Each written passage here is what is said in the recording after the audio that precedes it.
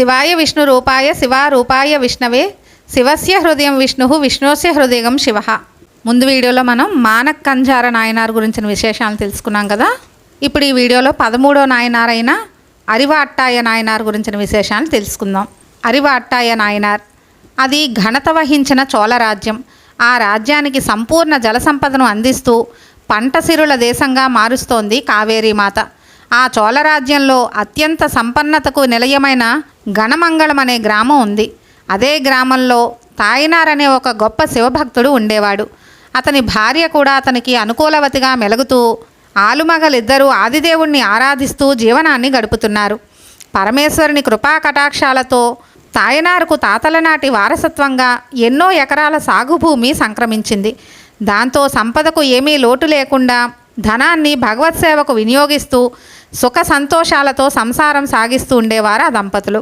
తాయినారు ఎంత ధనవంతుడైనప్పటికీ ఎంతో వినయశీలతతో నడుచుకుంటూ ధర్మబద్ధమైన జీవితాన్ని కొనసాగించేవాడు. భార్యాభర్తలిద్దరూ నిరంతరం భగవంతుని నిష్కామ బుద్ధితో సేవించేవారు.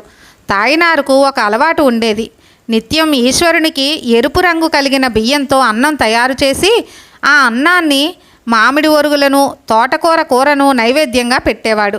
ఇందుకోసం పొలంలో పండిన బియ్యం నుండి అత్యున్నతమైన నాణ్యత కలిగిన బియ్యాన్ని ఈశ్వరునికి నివేదన కోసం వేరుగా తీసి పెట్టేవారు. ఆ దంపతులు ప్రతిరోజు ఆ నాణ్యమైన బియ్యంతో వండిన అన్నాన్ని తోటకూర కూరతో పాటు ఎండిన మామిడి ఒరుగులను క్రమం తప్పకుండా శ్రద్ధాభక్తులతో పరమేశ్వరునికి నైవేద్యంగా సమర్పించేవారు. ఈ దంపతులకు తనపై ఎంత భక్తి ఉందో పరీక్షింపదలుచుకున్నాడు పరమేశ్వరుడు. ఇలా ప్రతినిత్యం శివునికి నివేదన చేస్తుంటే క్రమక్రమంగా ఉన్న ఆస్తంతా కర్పూరంలా కరిగిపోయింది. దాంతో అతని ఆర్థిక స్థితి నానాటికి దిగజారసాగింది. దీనికి శివమాయ కూడా తోడు కావడంతో కొద్ది కాలంలోనే నాయనారు సంపదలన్నీ హరించుకుపోయి దుర్భర దారిద్ర్యం అతన్ని ఆవరించింది.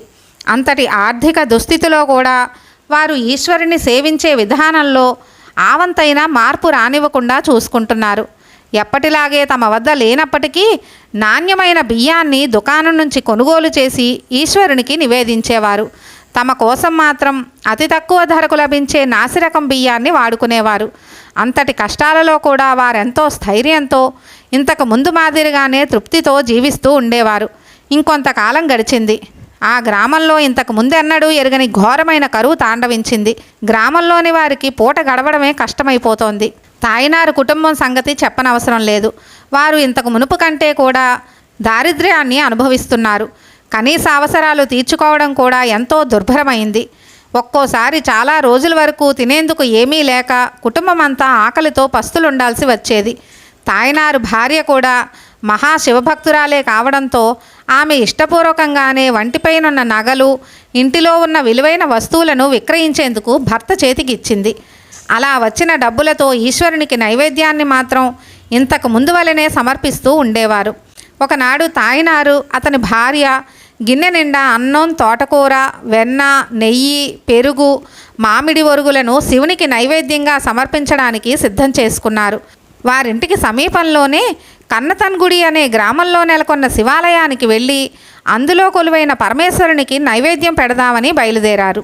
అంతకుముందు ఎన్నో రోజులుగా తిండి లేకపోవడం వల్ల దంపతులిద్దరూ చాలా నీరసంగా ఉన్నారు. ఆకలి దప్పులతో అలసిపోయి ఉన్నారు. దాంతో వీరు కొద్ది దూరం నడిచాక మధ్యలో హఠాత్తుగా తూలిపడ్డారు. అతని చేతిలోని అన్నం, ఇతర పదార్థాలన్నీ నేలపాలయ్యాయి. దేవునికి నివేదన చేద్దామని తీసుకువెడుతున్న సమయంలో ఇలా జరగడంతో తాయినారుకు మతిపోయినట్లయింది. తన అజాగ్రత్త వల్లే ఈ అపరాధం జరిగిందని భావించాడు తాయినార్. దుఃఖంతో కుమిలిపోతూ తాను చేసిన తప్పిదానికి ప్రాయశ్చిత్తంగా ప్రాణత్యాగం చేసుకునేందుకు సిద్ధపడ్డాడు తాయినార్. అలా చేయడమే భావ్యమని తలచి చేతిలో ఉన్న కొడవలితో తన కంఠాన్ని ఖండించుకోబోయాడు. ఇతని మూఢభక్తికి లొంగిపోయాడు పరమశివుడు. ఆ క్షణంలోనే హఠాత్తుగా నేల రెండుగా చీలిపోయింది. చీలిక మధ్య నుంచి 2 చేతులు పైకొచ్చి తాయినార్ చేతిని పట్టుకుని ఆపాయి. పరమదయాళుడైన పరమేశ్వరుడు పార్వతీ సమేతంగా వృషభవాహనారూఢుడై దంపతుల ముందు ప్రత్యక్షమయ్యారు. ఆ దంపతుల నిష్కామ భక్తికి మెచ్చుకొని ఇద్దరికీ సాయుధ్య మోక్షాన్ని ప్రసాదించారు. అప్పటి నుంచి తాయినారు అరివాళ్ నాయనారుగా ప్రసిద్ధికెక్కాడు. అరివాళ్ అంటే కొడవలి అని అర్థం. అరివ అట్టాయ నాయనార్ గురించిన విశేషాలు తెలుసుకున్నాం కదా. మరొక వీడియోలో అనాయ నాయనార్ గురించిన విశేషాలని చెప్పుకుందాము. సర్వం శ్రీ ఉమామహేశ్వర పాదార విందార్పణమస్తు. సర్వే జనా సుఖినో భవంతు. లోకా సమస్త సుఖినో భవంతు. స్వస్తి.